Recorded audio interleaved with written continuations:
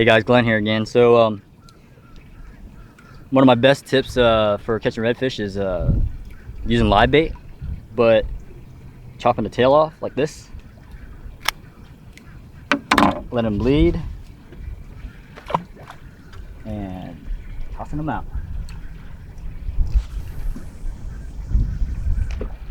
So the redfish, they tend to really go on their smell, their sense of smell. And so if you can get them, if you can get up current from them or upwind from them, even on a calm current, toss a pinfish. A pinfish isn't going to smell as much as if you were to cut his tail off and let him bleed out. And if you do that, they'll start honing in right onto that pinfish or your bait. It could even be shrimp. Pop the tail off the shrimp, and that's a quick way to catch a redfish if you know they're around.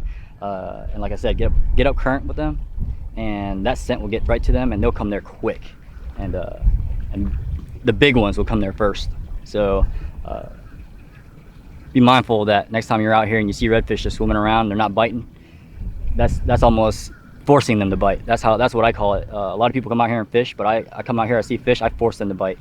And there's certain little tricks that you can do to make them want to eat, even if they're hungry, not even hungry, or they're full. If they see a wounded fish, they're opportunists then, and they'll come up and eat that thing anytime, any day.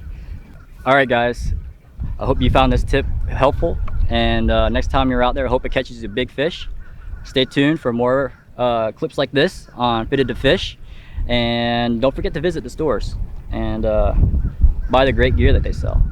So good luck.